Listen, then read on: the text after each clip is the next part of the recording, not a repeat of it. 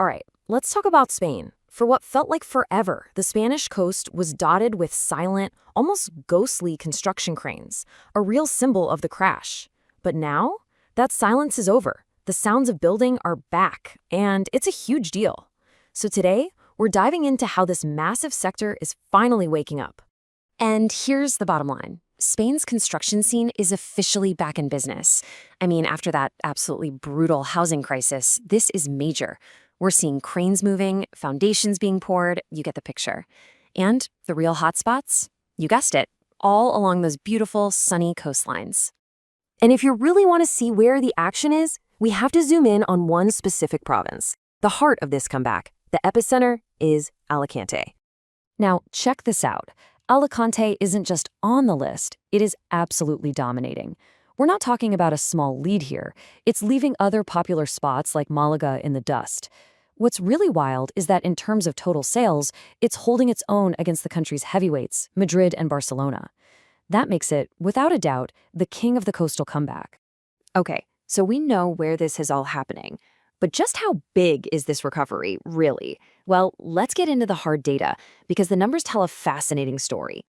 So, a huge piece of this puzzle, it's international money. Take a look at this. A massive 42% of all homes sold in Alicante go to foreign buyers. That's more than 4 out of every 10 properties.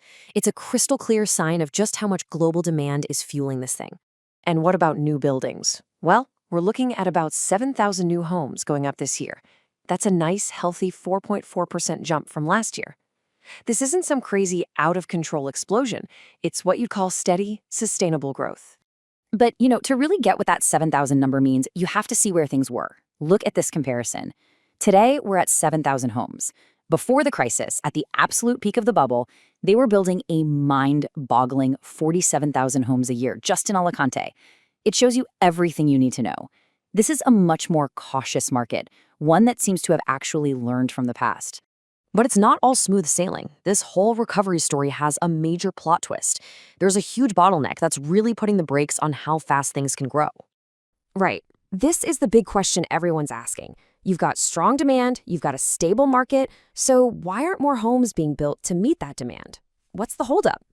And the answer is paperwork, bureaucracy. Get this, in some of the hottest coastal areas, a construction company might have to wait up to 6 years, just to get a building permit. That's not a small delay. That is a massive handbrake on the entire industry kind of problem. And the experts on the ground see it too. Antonio Macia from the Architectural College of Alicante basically says, look, the market's stable, we do need to build more homes. But then he gives this really important warning, saying we absolutely can't go back to the crazy numbers we saw before the crisis. It's a call for smart growth, not just growth for its own sake. So how do you fix a 6-year wait? Well, there's an interesting idea being floated. The problem is that the local city halls are just swamped. So the proposal is to let them hire private architectural firms to help clear the backlog of applications. Bring in some outside help to get things moving again. Okay, so we've looked at the growth, the high demand, and this massive bureaucratic hurdle. So what's the bottom line? What does all of this mean for anyone looking to buy or invest in the market right now? So let's break it down. Here's the situation in a nutshell. You've got more people wanting to buy than there are homes available. The growth we're seeing is steady and stable, not a crazy bubble.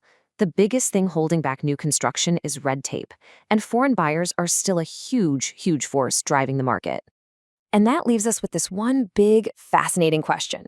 When you have all this demand crashing into a tightly limited supply, what happens?